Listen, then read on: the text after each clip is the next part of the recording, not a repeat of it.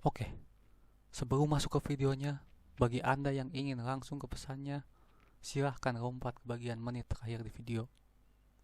Video ini panjang, tetapi menarik untuk diketahui. Assalamualaikum warahmatullahi wabarakatuh. Nama saya Muhammad Riansa dari Manajemen Informatika. Sekarang kita akan mewawancari seorang wirausahawan, yaitu sepupu saya, yang biasa saya panggil Mas Eko. Mas Eko, nama panjang sama gelar Mas Eko saat ini gitu, ya, gimana? Assalamualaikum warahmatullahi wabarakatuh. Waalaikumsalam. Saya Eko Nusutio. Alhamdulillah saya lulusan D3 Sipil Politeknik Bandung. 2008 saya lulus. Ketika itu saya langsung mungkin dua tahun awal saya coba kerja, ikut ke orang, baik instansi pemerintah ataupun bareng-bareng teman-teman. Setelah dua tahun saya coba usaha macam-macam ya, perjalanan dari 2012 sampai 2018 itu macam-macam, mulai dari bertani, pernah jualan, bertani sekitar 2 tahun, jualan yang paling lama itu berjualan kuliner. Cuma pada saat itu awal saya masih belum tahu, belum bisa, karena meskipun background dari keluarga ibu pedagang, tapi untuk saya sendiri nggak ada gitu, nggak bisa gitu. Alhasil dari beberapa usaha yang awalnya niatnya untuk mengurangi hutang, malah menambah hutang. Tapi itu perjalanan hidup lah, perjalanan usaha gitu. Pernah banyak lah ya, ada tapi basicnya makanan dulu pernah cemilan, sampai karena berpikirnya uang gitu ya, ini pengen untung gitu, sampai melihat orang lain, kalau bazar makanan ke mana, ikut bazar gitu ya, ke event untungnya gede, coba terjun di situ, sampai pernah ke Jakarta. Padahal dipikir-pikir setelah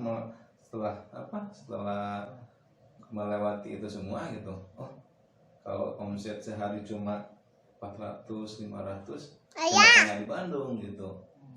Kenapa nggak di Bandung gitu ya? Di Bandung sama jualan yang biasa aja, orang lain bisa nyampe di situ gitu. Akhirnya muter utang nambah gede, akhirnya di 2019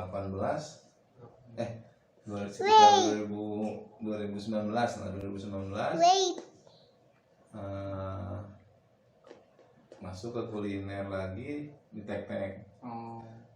Jadi akhirnya di mie Tek-Tek, alhamdulillah responnya bagus. Udah sekarang capek. Saya jualan di dekat rumah. Jadi intinya gimana caranya kosnya kecil, nggak terlalu jauh. Kalau sebelumnya kan ke Jakarta, biaya dan sebagainya, ngontrolnya gampang. Akhirnya kita biar kosnya kecil, dekat rumah, ngontrolnya gampang, ya tinggal jalan. Terus cari yang emang produk umum gitu kemarin tuh. Akhirnya masuklah ke kuliner gitu. Balikan nih. Oh ya. Kenapa sih memilih mendirikan usaha, nggak full time bekerja gitu? Jadi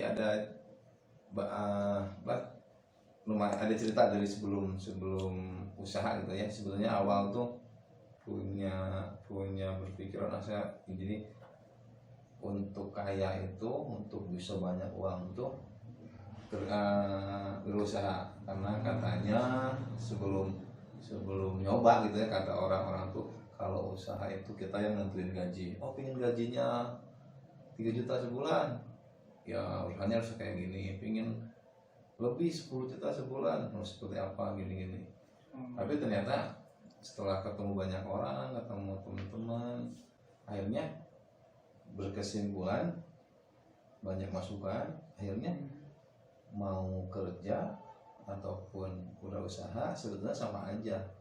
Tapi yang penting itu berkah nggak gitu, bagus nggak. Kadang kan ada yang kerja tapi nggak benar, ada juga yang wirausaha tapi nggak benar. Misalnya usahana jual narkoba itu kan usaha oke, dapat uang juga gitu kan, tapi nggak benar. Jadi jangan, kalau saya lihat jangan terlalu melihat usaha lebih bagus kerja enggak, atau kerja lebih bagus atau usaha enggak, tapi lebih ke yang berkahnya, yang bagusnya lah kalau bahasa yang gampangnya mah. Nah dari situ mangga mau pilih jadi yang kerja yang benar, yang bagus, nggak jadi beban perusahaan. Mau jadi pengusaha, jadi wira swasta yang bagus juga gitu, yang halal kalau sebagai muslim gitu ya, yang halal gitu, yang baik, yang berkah usahanya. Nah akhirnya kenapa saya lebih cenderung ke usaha, karena itu, karena emang bisa mengukur income, pendapatan gitu. Emang karena saya orang proyek, orang di lapangan, biasa manajemen proyek gitu ya. Jadi semuanya kan dirinci, misalnya gini nih sekarang yang di tek-tek gitu ya. Satu porsi mie tek-tek, mie-nya misalnya kita beli 20.000, 1 kilo bisa jadi 15 atau jadi 13, berarti sekitar 1.500. Ayamnya misalnya 1.500 juga, engkolnya 1.000, di manage ketahuan HPP-nya, oh ternyata satu porsi kita jual 13.000 tuh HPP-nya sekitar 7.000, berarti ada margin 5.000.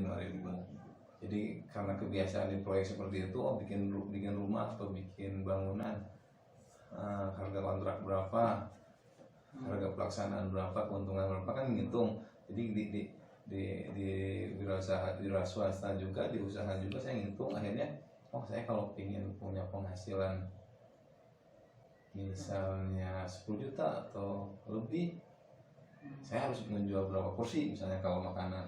Oh ternyata kalau 5.000 per porsi, anggaplah 3.000, yang 2.000 buat listrik, buat gaji dan sebagainya, 3.000 untuk dapat 10 juta berarti harus 3.000 porsi misalnya. 3.000 porsi dibagi sebulan 30 hari berarti harus 100 porsi. Nah, bisa ngitung gitu, di satu titik saya cuma 50 porsi paling, oh berarti harus 2 titik tempatnya, atau 1 titik tapi di promosinya digedein. Nah usaha wira swasta berjualan itu bisa seperti itu gitu.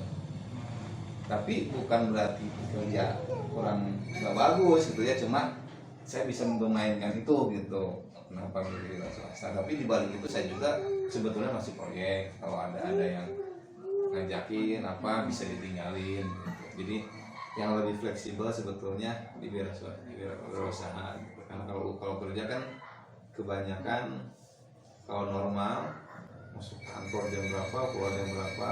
Cuma sekarang ada perubahan ya, ketika pandemi corona kan ada yang di rumah, lebih enak waktunya gitu. Cuma lebih fleksibel aja dan bisa menghitung kepingin keuntungan berapa. Kalau untuk usahanya kedepannya mau gimana gitu Mas Eko nantinya? Apakah mau bercabang lagi atau mungkin buka titik poin yang baru gitu atau gimana? Kalau bayangan mimpi gitu ya, mimpi itu emang saya pengen pertama secara produk saya pengen produk ini jadi umum gitu, produk umum seperti halnya nasi goreng. Jadi mau dimanapun nasi goreng ada, mau dimanapun roti bakar ada gitu ya, mau dimanapun martabak ada gitu kan.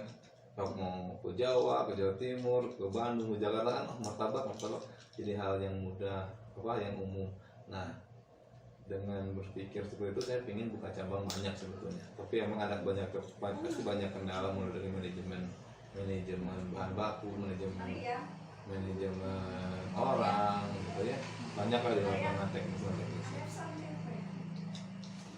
Nah, rencananya emang ingin punya banyak cabang, dengan asumsi balik lagi tuh yang tadi, saya nantinya bakal punya target per tempat 150 porsi misalnya atau 100 porsi, berarti kan di ujung-ujungnya pasti ingin punya keuntungan berapa per bulan dari usaha totalnya gitu. Ingin memperbanyak cabang yang ujung-ujungnya memperbanyak porsi yang dijual kan, dengan memasukkan sistem digitalnya, pembayarannya, sistem pengirimannya, distribusi logistiknya. Jadi ya bisa dilihat lah kayak McD gitu kan, atau KFC itu udah ada sistem itu pingin, tapi emang sasarannya menengah ke bawah gitu. Makanya halnya sama dengan nasi goreng itu umum, di mana target saya sih jalur provinsi gitu punya. Jadi kalau mau nasi goreng ingat tek-tek warung tek-teknya, warung tek itu kan tek binong misalnya gitu. Jadi kalau harapannya sih kita mau perbanyak, tapi dengan sistem. Jadi gitu. Nah, yang terakhir Mas Eko, apakah pesan untuk yang lain untuk kalau mau memulai wirausaha gitu, yang utama gitu, menurut Mas Eko paling penting gitu? Kalau buat saya, sepengalaman saya, kalau masalah harus punya niat, jujur, itu mah gak usah diomongin lah, karena itu udah jadi karakter harusnya gitu. Tapi kalau poin karakter kita, jadi mau dimanapun harus baik, harus jujur, mau kerja ataupun nggak kerja atau usaha harus jujur kan, atau niatnya kuat. Tapi yang utama menurut saya, kalau punya ide langsung eksekusi. Punya apa? Pengen jualan cireng, udah bikin, cobain. Nanti setiap apa yang dikerjain ada evaluasinya gitu. Oh, ternyata kalau jualan cireng tuh misalnya lakunya seperti ini, capeknya gini. Nanti ada evaluasi. Daripada kita banyak mikir konsep, biasanya kita kejebak di konsep, takut gitu. Karena pengalaman saya gitu. Jadi antara berani tapi ada perhitungan sedikit, ada perhitungan lah gitu. Udah gitu gerak evaluasi standar lah. Kalau masalah evaluasi, briefing ke depannya gimana, dievaluasi ke depannya gimana, evaluasinya bagusnya gimana, itu udah normal lah gitu. Pasti semua yang usaha juga pasti berpikir seperti itu melakukannya. Jadi yang pertama menurut saya lakukan secepatnya gitu, karena pasti banyak evaluasi di situ. Yang kedua, yang ada di sekitar kita aja manfaatin. Misalnya kita misalnya kalau kita punya saudara misalnya di pasar atau jualan apa, kita bantu jualin, saya pasarin, bisa lewat online atau apa. Tapi nanti juga banyak nggak usah banyak yang berpikir modal besar gitu. Karena saya juga miteknya cuma modal 300.000. Oh, 300.000. Karena emang secara hitungan misalnya gini, tempat saya masih nyewa ikut ke ruko laundry. Pikulan, momennya dulu nemu pikulan punya om, dipinjem, jadi nggak usah. Si anglonya punya bekas, berapa bulan sebelumnya saya latihan di rumah masak. Jadi benar 300.000 teh hanya untuk beli bahan, langsung jualan. Jadi bisa sebulan tuh malah dari 300.000 bisa sampai ya kurang lebih 10 juta 300.000 gitu kan. Tak ada. Cuma kalau dulu sebelumnya kan harus beli ini, beli itu, malah uangnya gede, nggak mulai gitu. Jadi pengalaman tadi udah mulai yang ada, nggak usah banyak ini. Terus yang ketiganya harus bisa mengkomunikasikan produk. Kan banyak ya kalau yang sekarang anak-anak muda mah ada Facebook, online, sosial media, Kalau dulu mah ada surat kabar, ada televisi, ada radio gitu, itu sebenarnya bisa dimanfaatkan. Tapi gimana produk kita itu dikomunikasikan ke orang lain, biar orang lain mau kita gitu. Kita punya makanan bagus enak, tapi nggak bisa nawarin, nggak bisa, nggak akan ada yang beli. Bahkan banyak yang di luar yang makanannya biasa, punten misalnya biasa gitu, tapi laku karena oh ini mengkomunikasikannya bagus gitu.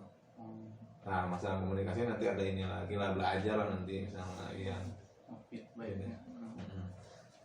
itu aja mungkin kalau tips mah mulai manfaatin yang ada, nggak usah. Kalau kita terlahir dari orang kaya mah apa tinggal beli nah apa usahanya kurang bagus tinggal modal lagi. Cuma kan kalau pas-pasan uangnya nggak jalan-jalan lah, sama itu komunikasikan bisa banyak lah WA status misalkan, itu kan cara mengkomunikasikan barang gitu, produk gitu. Menawarkan marketing Ya, jadi gitu aja mungkin. Semangat aja lah, naik turun ya. Yang bisa saya sampaikan sebelum ditutup, pelajaran yang saya dapat sebagai pewawancara adalah tidak penting apa yang Anda usahakan, yang penting adalah bagaimana Anda usaha. Apakah itu usaha yang baik ataupun usaha yang buruk. Semuanya dimulai dari perhitungan, rencana, dan kesempatan. Contohnya, udah cakwe. Wabillahi taufiq wal hidayah. Wassalamualaikum warahmatullahi wabarakatuh. Waalaikumsalam.